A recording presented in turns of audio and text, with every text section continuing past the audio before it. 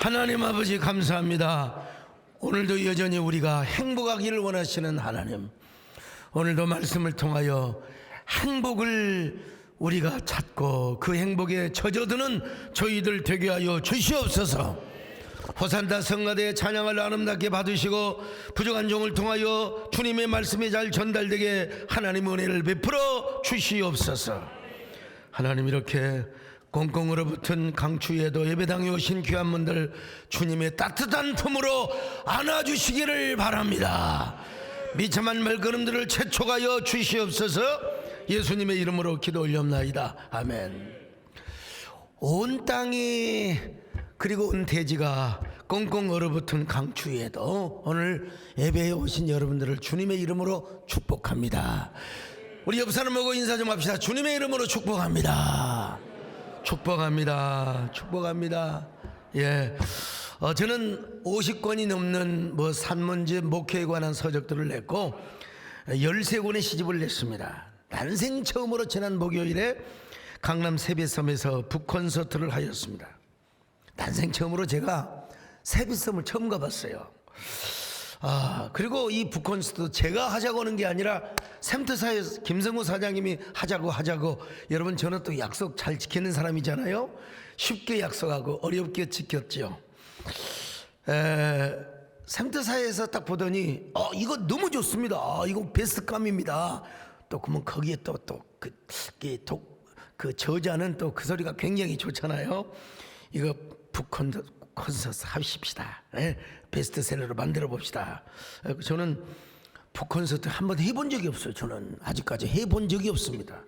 그리고 정치인들이 북콘서트 가봤지만 너무 축사가 많고 너무 그냥 격려사가 많고 그냥 지루하잖아요. 그래서 이번에는 진짜 순수하게 북콘서트를 한번 준비해 보자.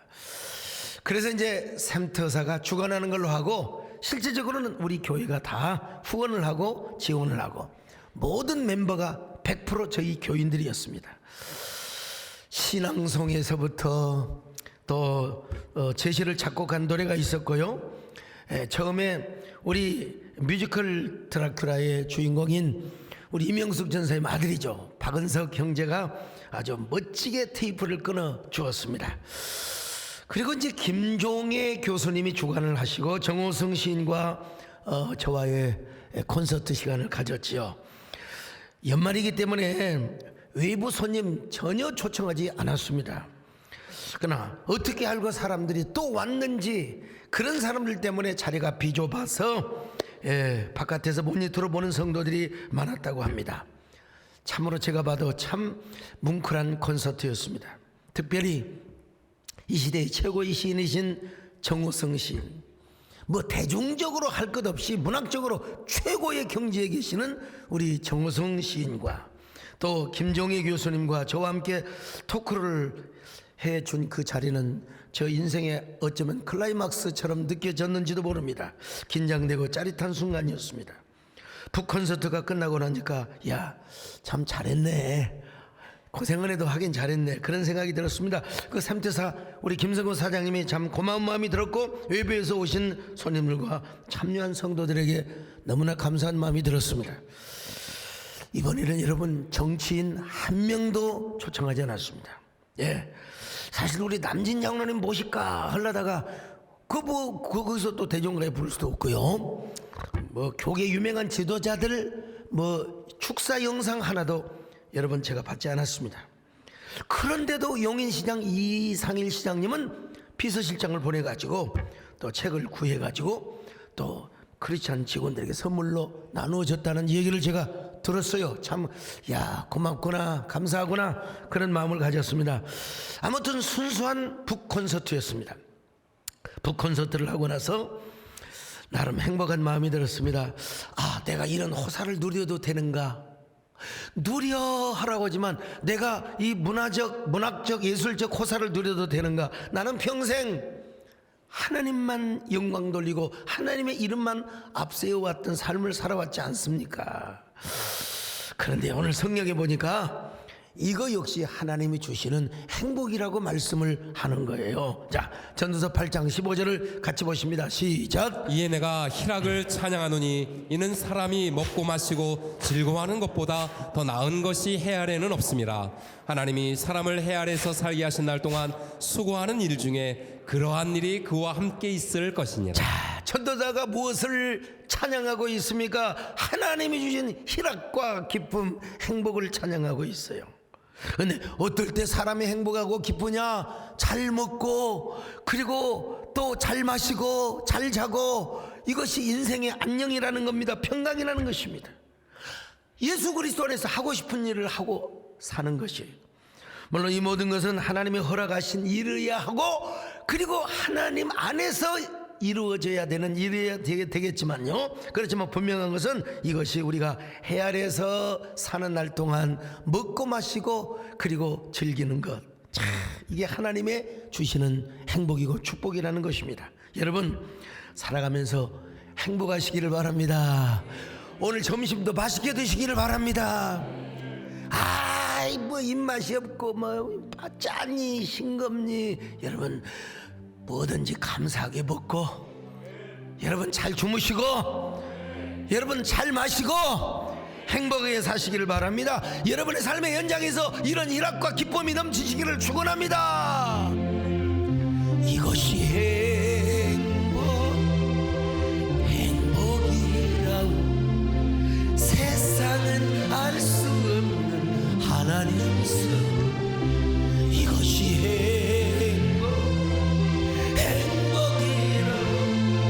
하나님의 자녀로 살아가는 이것이 행복이라고. 근데 이걸 위해서는 두 가지 전제 조건이 있습니다. 참 부담됩니다. 전제 조건 중에 하나가, 첫 번째는 뭐냐면, 먼저 하나님의 물론 하나님 안에서겠지만요, 왕의 권세와 그 명령을 지키는 삶을 살아야 한다고 말씀하고 있습니다. 자, 전도서 8장 2절로 3절 같이 봅니다. 시작. 내가 권하노라 왕의 명령을 지키라. 이미 하나님을 가리켜 맹세하였음이니라. 왕 앞에서 물러가기를 급하게 하지 말며 악한 것을 일삼지 말라. 왕은 자기가 하고자 하는 것을 다 행함이니라. 솔로몬 이 얘기 들어보세요. 왕 앞에 성질도 내지 말고 꼬라지도 부리지 말고 뒤도 함부로 보이지 말고 순종할 것을 주문하고 있지 않습니까? 왕 앞에서 그냥 화를 내고 그냥 급하게 돌아서지 말고 왕 앞에서 악한 짓을 일삼지 말라는 거예요. 당시 신정주의 상황에서 왕은 자기가 하고자 하는 것이 법이요, 그것이 곧 권세입니다. 여러분, 저는 이 대목에서 참 멈칫거렸습니다. 솔직히 오늘 이 말씀을 어떻게 설명하고 현대적으로 적용해야 할 것인가. 그래서 이 대목을 슬쩍 넘어가 버릴까?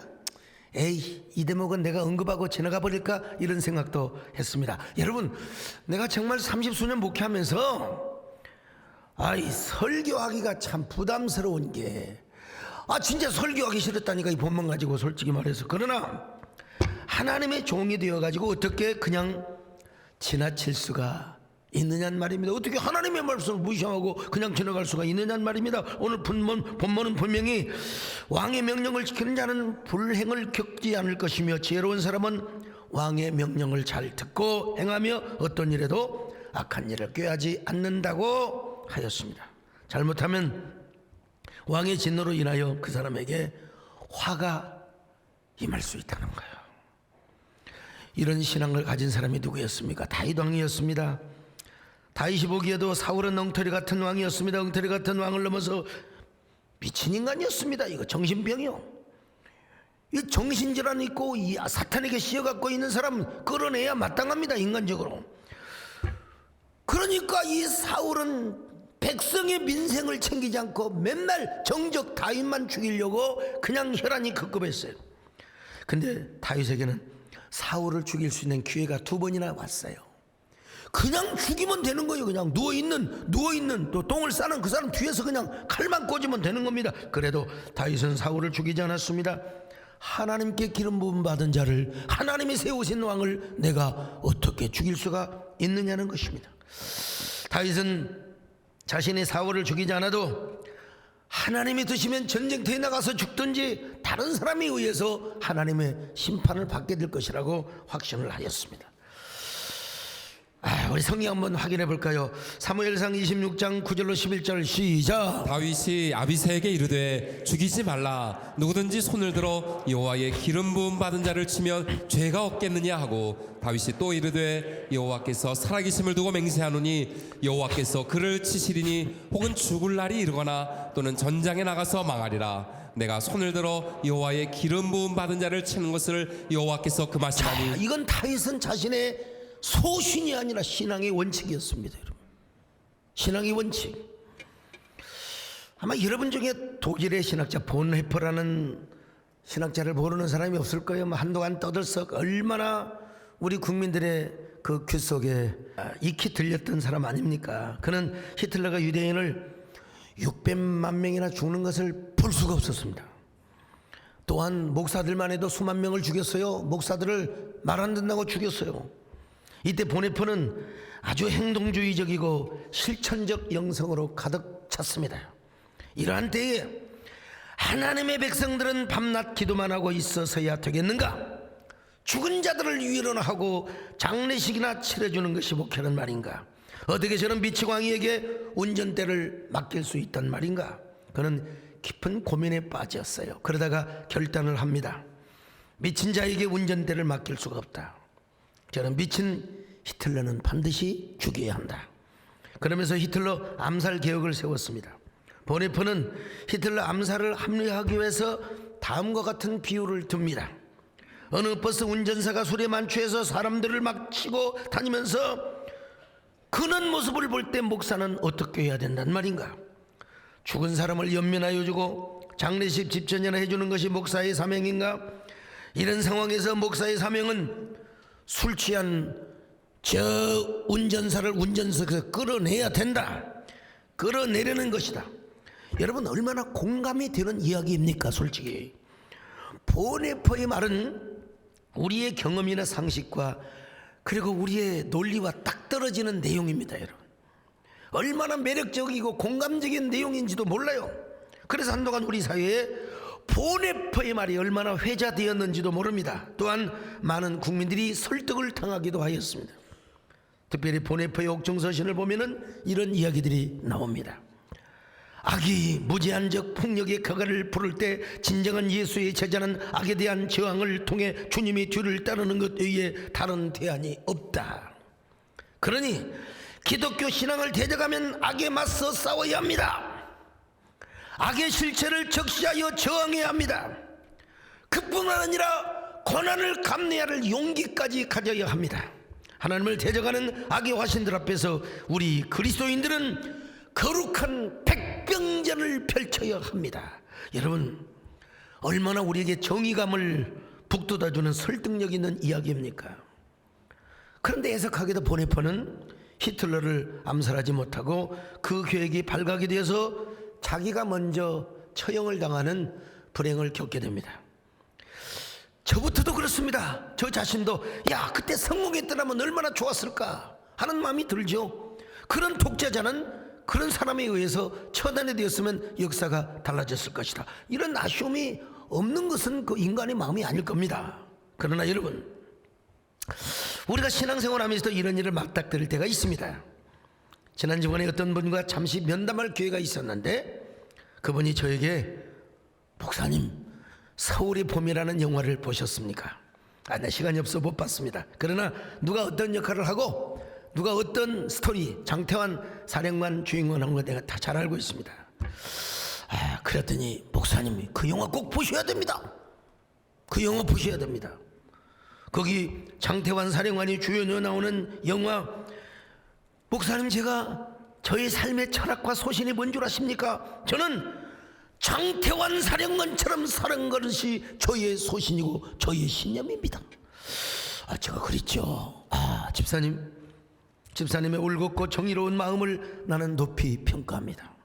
그러나 장태환 사령관이 우리의 삶의 롤모델이 되어서야 되겠습니까?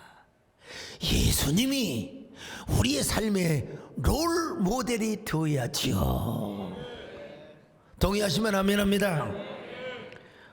여러분, 인간적으로 볼 때 장태환 사령관은 진짜 남자 중에 남자요, 군인 중에 군인입니다. 그러나 인간으로서 아무리 훌륭하다 하더라도 그의 모든 삶이 우리의 롤 모델이 되고 구원의 철학이 우리의 소신이 되어서는 아니 되죠. 물론 본받아야 될 것이 있어요. 우리에게 본받아야 할 것이 있지만은 교훈주는 정말 그런 아주 도전을 주는 면이 없는 것은 아니지만, 우리에게 있어서 진정한 롤 모델은 누구인가? 예수님이라는 사실을 믿으시면 아멘하시기 바랍니다. 예수님을 바라봐야지요. 예수님을. 여러분, 어떤 일이 있더라도 여러분 인간의 누구를 바라보지 마시고 주님을 바라보시기를 바랍니다. 예수님을 바라보시기를 바랍니다. 자, 그랬더니 맞습니다 목사님, 제가 예수님을 롤 모델로 삼겠습니다. 여러분, 우리 예수님은 어떤 삶을 사셨습니까? 예수님은 하나님의 사람이 되어 오신 분입니다. 하나님의 아들로서 얼마든지 이 땅에 오셔서 여러분 체제를 전복시킬 수 있어요. 로마 황제 원로원 그 시스템을 다 바꿀 수 있어요. 지진이 나게 할 수도 있고 재앙이 나올 수도 있고. 헤롯 왕, 우리 예수님이 비판은 하셨지만 하나님은 그 체제를 인정하시면서 예수님은 그 안에서 복음을 전하며 하나님 나라를 세우셨던 것입니다. 당시에 정치 체제를 인정하면서도 하나님의 복음으로 하나님의 나라를 세워나갔다는 것이죠. 그 체제와 틀 안에서 오히려 예수님은 베드로를 향하여 뭐라고 말씀하셨습니까? 칼을 든 자는 칼로 망하리라. 이런 말씀을 하다 보면 어떤 사람은 항의할 수 있어요. 목사님, 너무 비겁한 소리가 아닙니까? 그래서 저도 설교하기 싫었다니까요.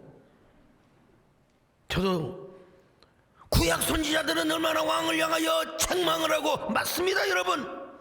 그렇지만 왕의 권위와 왕정 제도의 시스템 자체를 부인한 것이 아니요, 왕이 하나님의 명령에 불순종하고 교만하고 오만한 것들을 지적하고 책망했던 것이지 체제를 전복했던 것은 아닙니다. 선지자가 가서 비수를 꽂고 그리고 왕을 죽였던 선자는 아무도 없습니다.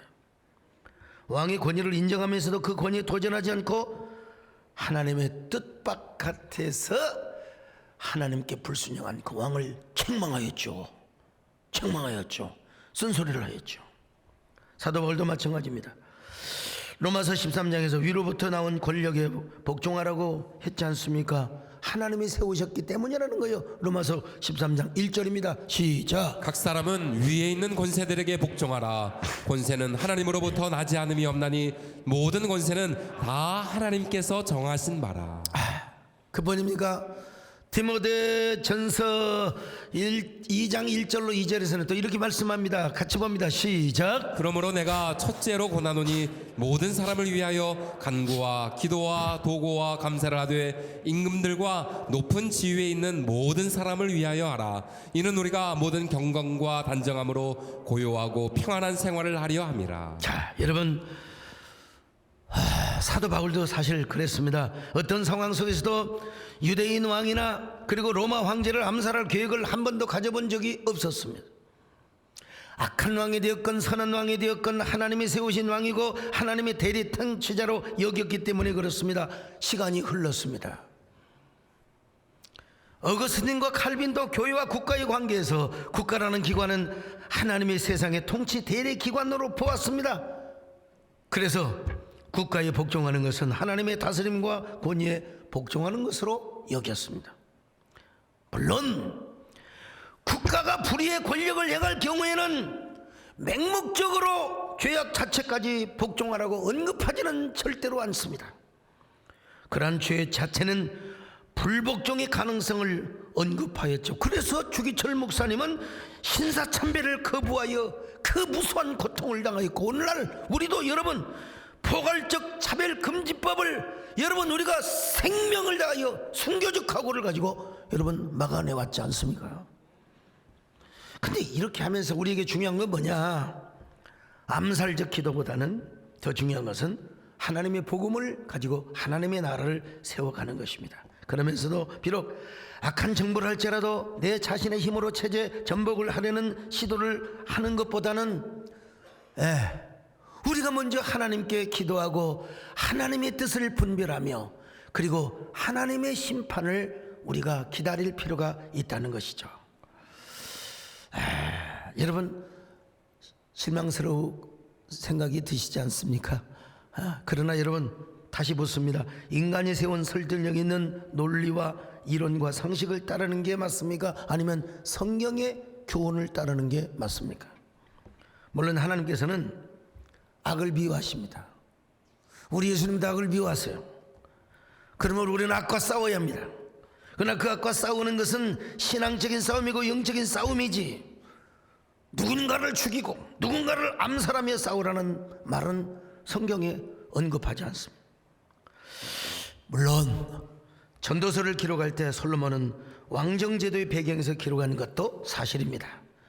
예수님도 왕정제도 속에서 하나님 나라의 복음을 전했고 사도 바울도 마찬가지입니다. 그런 점에서 오늘날의 현실과 조금은 다른 측면이 있어요. 있는 건 사실입니다. 오늘날 우리는 민주주의 제도 속에서 살아가고 있죠. 그러나 한동안은 독재 정권 속에서 살아갈 때도 있었습니다. 그러나 국민들의 단결된 힘과 저력으로 민주주의 제도를 이루고 마침내 대한민국의 봄을 이루게 된 것 아니겠습니까? 그렇다고 모든 국민들이 나서서 독재자를 처단한 것은 아니었습니다. 더구나 신앙인들이 앞장서서 독재자를 죽이고 그를 끌어낸 것은 아니라고 봐야 되겠죠. 부하들끼리 싸우다가 독재자를 죽이고 훗날 국민들의 탄견될 힘을 합하여 마침내 대한민국이라는 봄의 계절을 맞이하게 된 거죠. 그러면 오늘 보면은 왕정시대의 특수적 배경에서 기록된 말씀이기는 하지만 그래도 개인의 행복을 위해서는 왕의 권위에 복종하라, 이 사실만큼은 인정해야 한다는 것이죠. 이걸 오늘날로 적용을 한다면 오늘날 대통령이나 위정자들이 마음이 안 든다고 우리가 그리스도인들이 먼저 앞장서서 암살 계획을 한다든지 이런 시도를 하는 것은 여러분 성경적이지 않다는 것입니다. 민주주의에는 여러 가지 방법과 제도가 있지 않습니까? 일부 예배 때 여러 가지 열거를 했더니 그건 좀 빼주면 어떻겠습니까? 이런 사람이 있어서 민주주의는 다양한 방법이 있는 것입니다. 그리고 나중에는 여러분 표로 심판을 하게 되는 거죠. 우리가 앞장서서 살인을 계획하다가 고난 나가지 말라고 성경은 분명히 말씀하고 있다는 사실을 아셔야 됩니다. 이걸 우리 교회 안에서도 적용할 수 있죠. 교회 지도자가 정말 마음이 안 들 때가 있죠. 의협심이 강한 어떤 사람은 강단에서 설교하고 있는 목사를 끌어내려 막 어떤 사람 이단 옆차기를 쳐가지고 종이할 때도 막 그런 사람 보이더라고. 내가 그런 걸 안 당하기 위해서 열심히 운동하고 있습니다, 여러분요. 몇 사람이 와도 그냥 다리 갖다, 그리고 옆에 우리 유장로님 계셔요. 초크로 돌려버려. 여러분 어제 영하의 날씨, 산에 올라갔더니 저 철봉에 고드름이 그냥 붙어 있더라. 고드름이. 그 고드름에 철봉을 붙들고 제가 여러분 턱걸이를 10개를 보통 때는 20개 하는 게 그 얼음을 붙잡고 10개를 했습니다. 왜?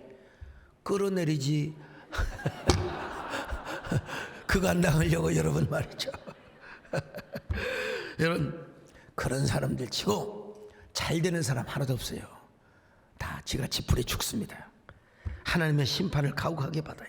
그래서 솔로몬은 계속 이런 말씀을 하고 있습니다. 전도서 8장 7절로 8절 같이 봅니다. 시작. 사람이 장래 일을 알지 못하나니 장래 일을 가르칠 자가 누구이랴. 바람을 주장하여 바람을 움직이게 할 사람도 없고 죽는 날을 주장할 사람도 없으며 전쟁할 때를 모면할 사람도 없으니 악이 그의 주민들을 건져낼 수는 없느니라. 여러분 인간이 할 수 있는 게 어떤 의미에서 하나도 못해요. 아무것도 못해요. 바람을 멈추게 합니까? 죽는 날을 정합니까? 체제를 자기 마음대로 전복을 합니까? 다 그런 얘기입니다, 여러분. 그러므로 솔로몬은 우리의 개인의 행복을 위하여 순례대로 살아라. 지나치게 의로워도 알려도 하지 말고 지나치게 지혜롭기도 하지 말고, 지난주 드린 말씀 아닙니까? 영리로 살지 말고 순리대로 살라는 거요. 이것이 뭐냐? 지혜자요. 지혜자의 얼굴은 어떻게 되느냐? 광채가 난다는 겁니다. 광채가. 여러분, 그런 얼굴에는 분노와 사나운 모습이 보이잖아요. 광채가 나요. 자, 전도서 8장 1절입니다. 시작. 누가 지혜자와 같으며 누가 사물의 이치를 아는 자이냐? 사람의 지혜는 그의 얼굴에 광채가 나게 하나니 그의 얼굴에 사나운 것이 변하느니라. 지혜자의 얼굴에는 얼굴에 광채가 난다 이 말이요. 저는 교육자 수련 중에서도 정말로 짬을 내어서 지난 수요일 날 이명박 전 대통령님의 서예전을 다녀왔습니다. 가보니까 이야, 정말 이명박 대통령 그 서예 대단하더라고요. 그 어려움을 당하는 순간에도 그 서예를 하면서 마음을 다스렸다고 하지 않습니까? 자, 그런데 거기 가서 보니까 사람들이 저한테요 다 와가지고 뭐라고 한 줄 아십니까? 목사님, 어쩌면 목사님 얼굴에서 광채가 나요. 더 젊어지셨네. 세상에 10년 전보다 더 젊어지셨네. 여러분, 이거 제가 믿어도 되나요? 여러분 동의하세요? 저 진짜 얼굴에 광채가 나요? 아이, 뻥이지. 무슨 광채가 나. 광채는 안 나고 때깔은 나지요. 때깔은. 여러분, 다시 전도서 8장 1절을 다시 봅니다. 시작. 누가 지혜자와 같으며 누가 사물의 이치를 아는 자이냐? 사람의 지혜는 그의 얼굴에 광채가 나게 하나니 그의 얼굴에 사나운 것이 변하느니라. 참, 이 옆 사람 보시고 인사 좀 하세요. 어쩜 그렇게 광채가 나세요? 어쩜 그렇게 때깔이 반짝반짝거리세요? 한번 해봐요. 여러분, 지혜자가 되시기를 바랍니다. 여러분 얼굴에 막 빛이 나시기를 바랍니다. 광채가 나시기를 바랍니다. 언제나 행복한 사람이 되시기를 바랍니다. 이것이 나의 행복이라고 세상은 알 수 없는 하나님, 이것이 행복이라고 하나님의 자녀로 살아가는 이것이 행복이라고. 여러분, 행복하게 살아가시기 원하시면 아멘 하시기 바랍니다. 또 하나의 전제가 있어요. 이제는 마음에 걸리는 게 없습니다. 이제 또 하나 전제가 있는데 뭐냐? 우리 삶 속에 부닥치는 부조리 때문에 상처를 받지 않고 그럴수록 하나님을 바라보라는 거예요. 그럴수록 이 세상에는 우리가 원하지 않는 부조리가 너무나 많거든요. 자, 전도서 8장 11절로 12절 같이 봅니다. 시작. 악한 일에 관한 징벌이 속히 실행되지 아니하므로 인생들이 악을 행하는 데에 마음이 담대하도다. 죄인은 100번이나 악을 행하고도 장수하거니와. 여러분, 얼른 보면요 악하게 사람들이 더 잘 돼. 아유, 세상에 어쩌면 하나님의 징벌도 안 내리고 저렇게 죄를 100번이나 1000번이나 지어도 잘만 사는가. 그래서 시편 73편을 보면 아삽이라는 시인이 그런 고백을 합니다. 악인들이 너무 번성하거든요. 자기는 여호와를 잘 섬기는데. 자, 73편 2절로 3절을 봅니다. 시작. 나는 거의 넘어질 뻔하였고 나의 걸음이 미끄러질 뻔하였으니 이는 내가 악인의 형통함을 보고 오만한 자를 질투하였음이로다. 죽을 때 고통도 없이 죽네 세상에. 자, 73편 8절 봅니다. 시작. 그들은 능욕하며 악하게 말하며 높은 데서 거만하게 말하며. 얼마나 거만한지요. 재물도 막 늘어나요. 12절입니다. 시작. 볼지어다 이들은 악인들이라도 항상 평안하고 재물은 더욱 불어나도다. 그래서 아삽이 얼마나 실망했는데 상처받았어요. 몸과 마음이 쇠잔해졌어요. 하나님 어떻게 그럴 수 있어요? 저렇게 악한 사람들에게 왜 벌을 주지 않습니까? 그런데 성전에 들어가다가 뭔가를 깨달았어요. 아하, 이거구나. 아하, 이걸 유식한 말로 뭐라 하면 유레카라고 그래요. 나만의 유레카. 아하, 유레카. 여러분, 저만 이렇게 들뜨지 말고 같이 한번 해봐요. 자, 아하, 유레카. 하나도 유레카가 아니다. 다시 한번 막 가슴에 아하, 나만의 유레카. 자, 성서에 들어가서 한번 73편 17절입니다. 시작. 하나님의 성소에 들어갈 때야 그들의 종말을 내가 깨달았나이다. 자, 종말을 깨달아서 보니까 한동안은 잘 되는 것 같아요. 저 병통하고 오래 살고 저 죽을 때 저 고통도 없는 것처럼 보이는 측면이 없지 않아 있으나 대부분은 아니라는 거야. 다 졸지에 망하고 졸지에 다 패망하더라는 겁니다. 그래서 그는 여러분 그들의 전멸을 바라보면서 하나님 앞에 회개하고 깨달았습니다. 그가 깨달은 게 뭔 줄 아십니까? 아무리 악인이 형통하고 아무리 잘 되는 것처럼 보일지라도 그러나 다 전멸을 하더라는 거요. 패망에 이르더라는 거요. 파멸에 이르더라는 거요. 이걸 뭐요? 아사비가 깨달았어요. 이것이 뭐냐? 아하, 나만의 유레카였습니다. 자, 유레카를 읽어봅시다. 28절입니다. 시작. 하나님께 가까이함이 내게 복이라. 내가 주 여호와를 나의 피난처로 삼아 주의 모든 행적을 전파하리이다. 무엇입니까 여러분? 나만의 유레카가 무엇입니까? 아하, 하나님을 가까이 하는 것이 내게 복이 됨이니라. 아하, 하나님만을 섬겨야 되는구나. 아하, 하나님만을 가까이 해야 되는구나. 오늘 이 말씀이 여러분의 가슴에 박히시기를 바랍니다. 여러분 각인되시기를 바랍니다. 어떤 일이 있어도 아하, 하나님을 가까이 해야 되겠구나. 다른 거 다 잊어먹어도 아하, 이건 안 잊어먹을 거요. 나만의 유레카, 하나님만을 가까이 하면 내게 복이라. 오늘 본문으로 돌아옵니다. 본문이 그 말씀을 하고 있어요. 자, 전도서 8장 12절로 13절 같이 봅니다. 시작. 죄인은 100번이나 악을 행하고도 장수하거니와 또한 내가 아노니 하나님을 경외하여 그를 경외하는 자들은 잘 될 것이요 악인은 잘 되지 못하며 장수하지 못하고 그날이 그림자와 같으리니 이는 하나님을 경외하지 아니함이니라. 다 쫄딱 망한다는 거요. 악인들은 다 망한대요. 오늘 본문뿐만 아니라 세상의 부조리에 한번 실족을 했던 사람이 있었어요. 누구냐면 하박국 선지자입니다. 하박국. 어느 가정에 신방 가서 하박국서를 찾으라니까 한 3분 40초 걸리더라. 일단 하박국이 신약에 있는지 구약에 있는지를 몰라요. 한참 찾아서 내가 페이지를 가르쳐줬죠. 하박국, 호박국을 생각하면 금방 나와. 하박국. 자, 하박국 1장 2절로 3절을 같이 봅니다. 시작. 여호와여, 내가 부르짖어도 주께서 듣지 아니하시니 어느 때까지리이까? 내가 강포로 말미암아 외쳐도 주께서 구원하지 아니하시나이다. 어찌하여 내게 죄악을 보게 하시며 패역을 눈으로 보게 하시나이까? 겁탈과 강포가 내 앞에 있고 변론과 분쟁이 일어났나이다. 당시 이스라엘은 바벨론이라는 강대국에 완전히 지금 침략 포위당해 있어요.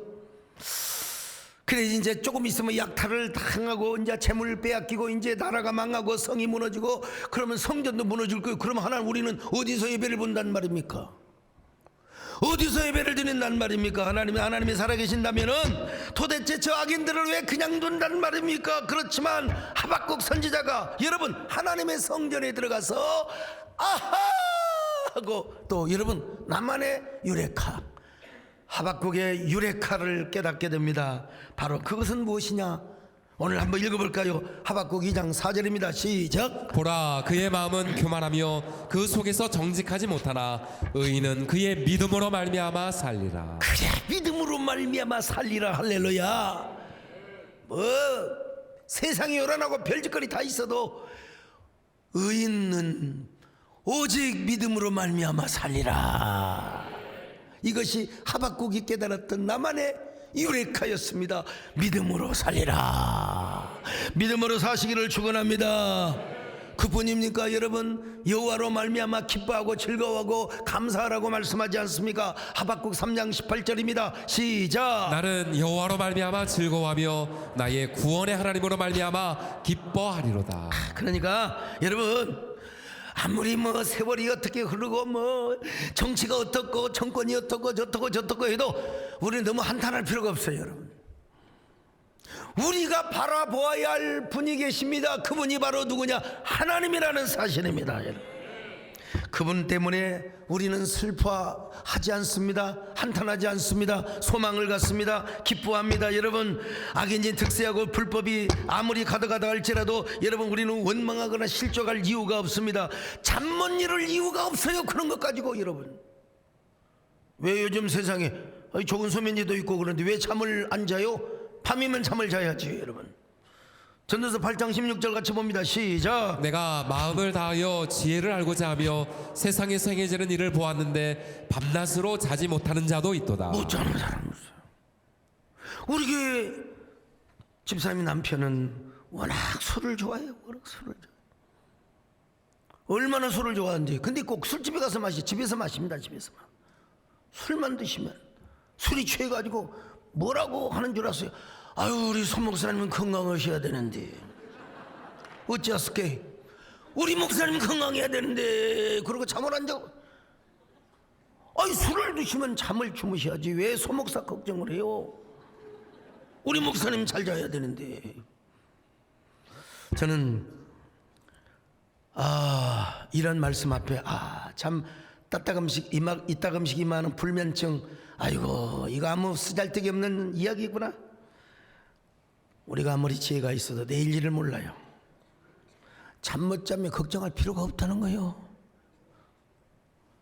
자, 전도서 8장 17절입니다. 시작. 또 내가 하나님의 모든 행사를 살펴보니 해 아래서 행해지는 일을 사람이 능히 알아낼 수 없도다. 사람이 아무리 애써 알아보려고 할지라도 능히 알지 못하나니 비록 지혜자가 아노라 할지라도 능히 알아내지 못하리로다. 자, 저도 코로나 기간에 더 총회장 연합기관을 섬기면서 얼마나 잠 못 드는 세월들을 많이 겪었는지 몰라. 다 부질없는 거예요, 사실은.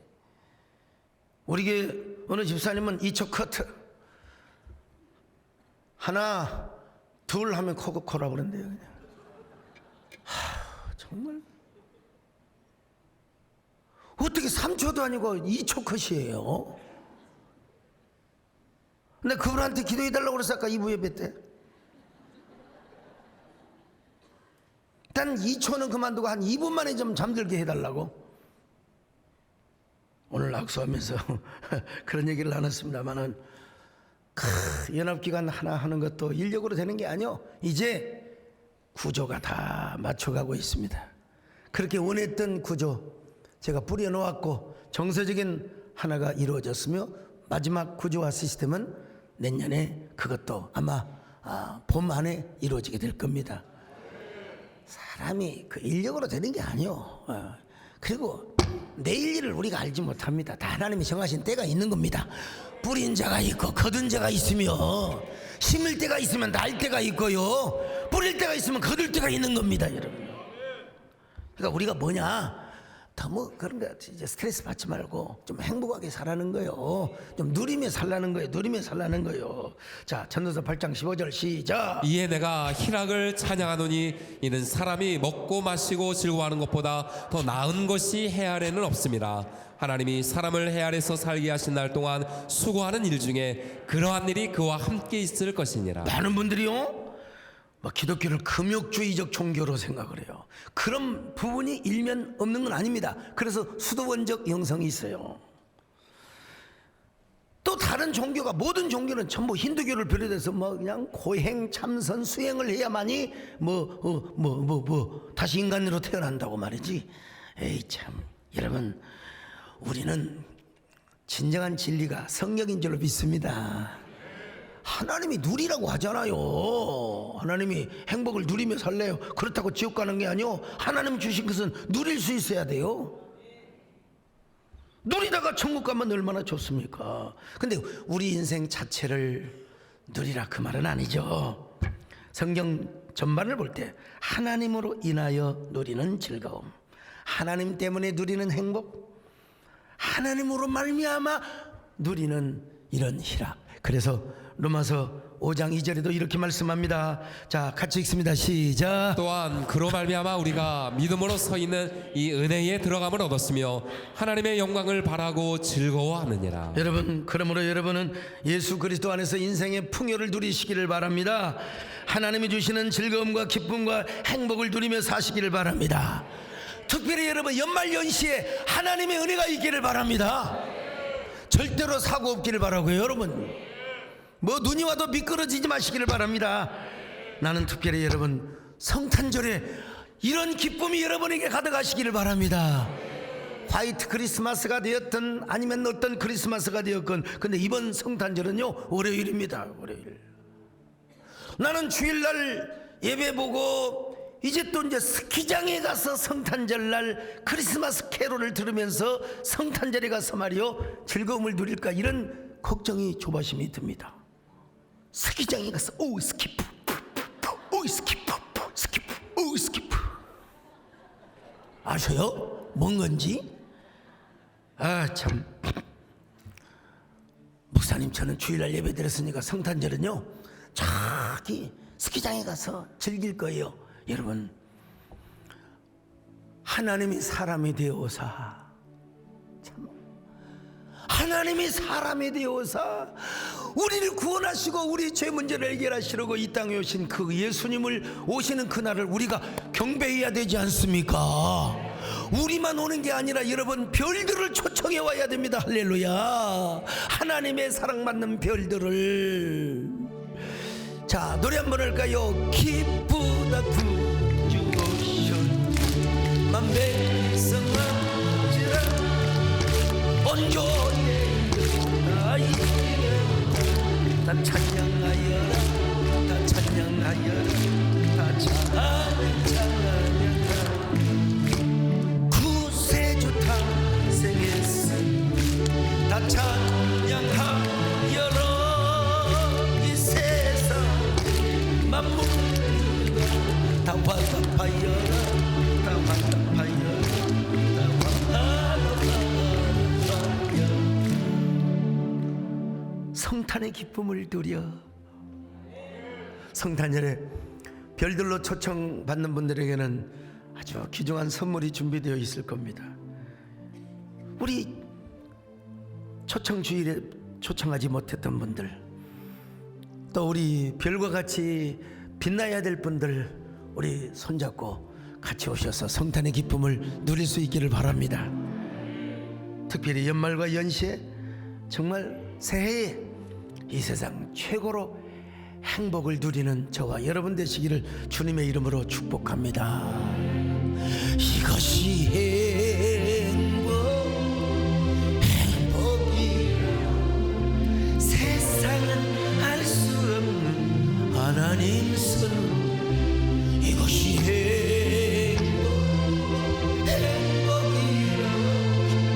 하나님의 자녀로 살아. 이것이 행복이라고. 주님, 나는 얼마나 주님 안에서 행복을 누리며 살아가는 사람입니까? 주님이 말씀보다는 이념과 세상의 논리에 치우쳐서 살았던 사람은 아닙니까? 먼저 우리가 주님의 말씀을 붙잡게 하여 주옵소서. 주님의 감동을 먼저 따르게 하여 주옵소서. 이 세상의 어떠한 부조리와 어떠한 그 악에도 불구하고 우리는 먼저 하나님을 붙잡게 하여 주옵시고 하나님과 가까이 하는 행복을 누리게 하여 주시옵소서. 우리 함께 한 1분 동안 간절히 기도를 하십시다. 왕에게 순종하는 것도 다 우리의 행복을 위해서, 다 우리의 평안을 위해서 솔로몬을 통하여 우리에게 주신 말씀입니다. 물론 우리는 불의와 싸워야 됩니다. 악과 싸워야 됩니다. 나 우리 손으로 사람의 피를 흘리고 사람을 죽이는 일은 우리는 다시 생각해 봐야 됩니다.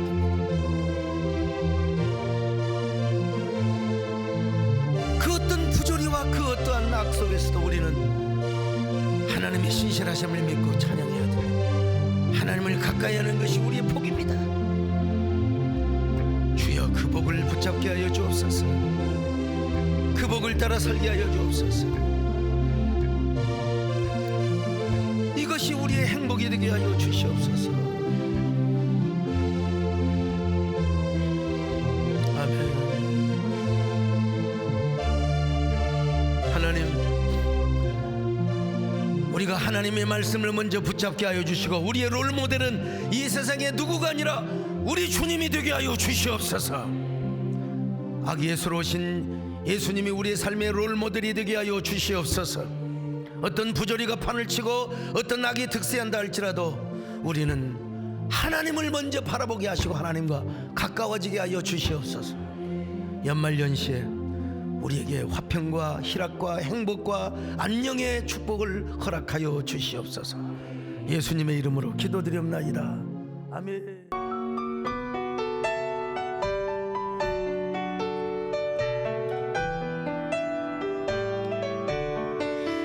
이것이 나의 간증이요 이것이 나의 찬송일세 나 사는 동안 끊임없이 그 주를 찬송하리로다. 예수로 나의 구주 삼고 성령과 비로소 거듭나는 이 세상에서 내 영혼이 하늘의 영광 누리도다. 이것이 나의 간증이요 이것이 나의 찬송일세 나 사는 동안 끊임없이 그 주를 찬송하리로다. 온전히 주께 맡긴 내 영 사랑의 음성을 듣는 중에 천사들 왕래하는 것과 하늘의 영광 부리로다. 이것이 나의 간증이요 이것이 나의 찬송일세 나 사는 동안 끊임없이 그 주를 찬송하리로다.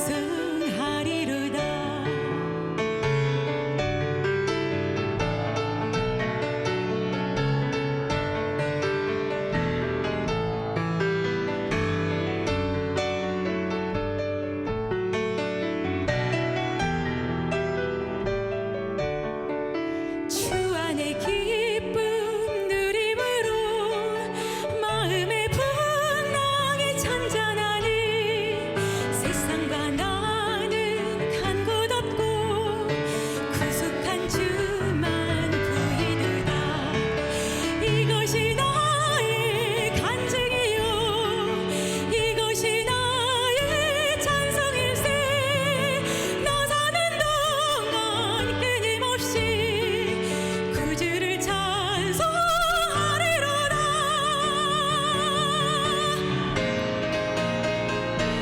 이것이 나의 간증이요 이것이 나의 찬송일세 나 사는 동안 끊임없이 그 주를 찬송하리로다. 이것이 나의 간증이요 이것이 나의 찬송일세 나 사는 동안 끊임없이 그 주를 찬송하리로다. 그 주를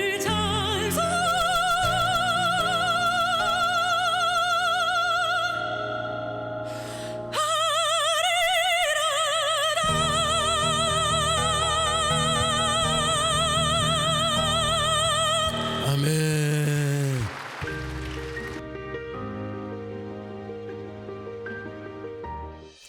안녕하세요. 21교구 노현님 권사입니다. 분당이었던 남편의 직장 때문에 서울에서 용인으로 이사를 온 저는 가까운 교회를 찾고 있던 중 딸의 친구 엄마였던 집사님의 전도로 분당 구미동에 있던 세해된 교회를 다니게 되었습니다. 하지만 시아버지의 갑작스러운 암 진단으로 제가 병원에 있어야 할 시간이 많아지면서 주일 예배를 온전히 드리지 못했고 지친 마음에 교회와 점점 멀어지게 되었습니다. 그러던 중 세해된 교회가 죽전으로 이사를 오면서 저도 다시 교회를 다니기 시작했고 내 집 마련의 꿈을 이루기 위해 오포에 있던 아파트를 계약하게 되었습니다. 그런데 집을 계약하고 이사를 앞둔 상황에서 갑자기 남편이 실직을 당하는 큰 시련이 닥쳤습니다. 예상치 못한 고난 앞에서 연약했던 제 믿음은 바로 무너졌고 절망과 좌절감에 예배를 드릴 힘조차 생기지 않았습니다. 텅 빈 제 마음은 예배를 드려도 은혜를 받지 못했고 오히려 목사님의 설교와 행동 하나하나를 판단하는 강팍한 마음이 들어 괴롭기만 했습니다. 그런데 철야 예배를 드리면서 하나님 잘못했습니다. 하나님이 사랑하시는 목사님을 제가 감히 판단했습니다. 용서해 주세요. 라는 기도가 나오기 시작했고 철야 예배가 끝난 후에도 긴 시간 동안 기도의 자리를 떠날 수가 없었습니다. 그리고 하나님이 주신 감동으로 그 주에 바로 유년부 교사를 섬기게 되었고 직장을 다니면서도 전도의 자리에 나가 사명을 감당하기 시작했습니다. 몸은 힘들었지만 전도와 예배의 자리는 늘 제게 은혜가 되었고 목사님의 한 말씀 한 말씀을 놓치지 않으려고 집중했습니다. 하지만 교회와 전도의 자리에 있는 시간이 늘어나면서 남편과의 갈등이 시작되었고 경제적 상황도 점점 나빠지면서 마음의 부담감이 생기기 시작했습니다. 결국 저는 전도 총무를 맡은 지 2개월 만에 직장 때문에 사명을 내려놓을 수밖에 없었습니다. 올해 초 저는 전도 총무를 내려놓고 다녔던 직장을 12년 만에 그만두게 되었습니다. 그런데 교구 목사님이 마치 기다리고 있었던 것처럼 전도 총총무를 건면하셨습니다. 하지만 저는 직장을 그만두고 휴식이 필요하다는 생각과 부담감에 계속 거부를 하였습니다. 그런데 자꾸 마음속으로 주가 일하시네라는 찬송이 계속 떠올랐고 하나님을 신뢰하는 마음으로 전도 총총무의 사명을 감당하게 되었습니다. 12년 동안 직장 생활을 하면서도 늘 제게는 하나님께 빚진 자의 마음이 있었습니다. 그래서 담대한 마음으로 남편에게 전도 총총무라는 사명을 감당하고 싶다고 말했고 불안한 마음으로 남편의 반응을 기다리고 있었습니다. 그런데 신기하게도 남편이 흔쾌히 동의를 해 주었습니다. 게다가 뚜벅이었던 제가 무거운 전도 물품을 들고 다니며 힘들어하는 모습을 보면서 기쁘게 전도하라면서 선뜻 자동차를 사주었고 물질로도 후원을 해 주었습니다. 과거에는 상상조차 할 수 없었던 남편의 변화에 어리둥절했지만 남편을 통해 하나님이 일하시고 계신다는 것을 확신할 수 있었습니다. 부족하고 연약한 제가 전도 총총무를 감당하게 되자 21교구 목사님과 전도사님 그리고 많은 교구 식구들이 한마음으로 제게 큰 힘이 되어 주셨습니다. 그리고 하나님은 많은 전도의 열매로 저희 교구에 큰 은혜를 주셨고 저는 모든 것을 하나님께 맡기고 전도의 사명을 감당할 때 온전한 평온을 주시는 하나님의 은혜를 알게 되었습니다. 올해 하나님이 제게 주신 약속의 말씀을 붙잡고 기도했던 제 삶의 중심에는 사명이 있었고 소광석 담임 목사님의 말씀이 있었습니다.